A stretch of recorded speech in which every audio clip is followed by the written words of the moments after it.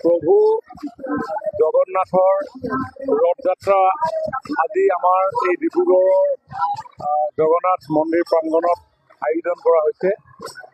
এই ৰথযাত্ৰা যাক যুগ পুৰুষোত্তম বিষ্ণুৰ অৱতাৰ হিচাপে গণ্য কৰা হয়, জগন্নাথক কৃষ্ণৰ অৱতাৰ হিচাপে, আৰু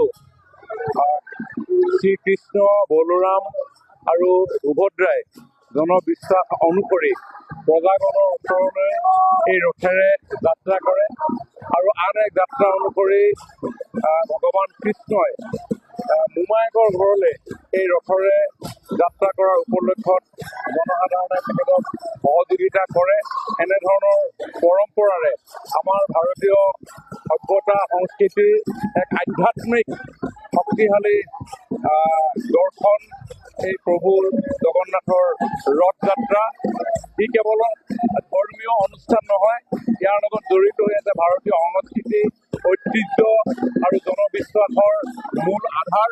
আৰু এই পবিত্ৰ এই অনুষ্ঠান আজি ডিব্ৰুগড় জগন্নাথ মন্দিৰ প্ৰাংগণত আয়োজন কৰা হৈছে। সকলো ভক্তগণক মই আন্তৰিকতাৰে প্ৰভু জগন্নাথৰ আশীৰ্বাদৰ আশীষ হ'বৰ কাৰণে আহ্বান জনাইছোঁ। সকলোকে প্ৰভু জগন্নাথে আশীৰ্বাদ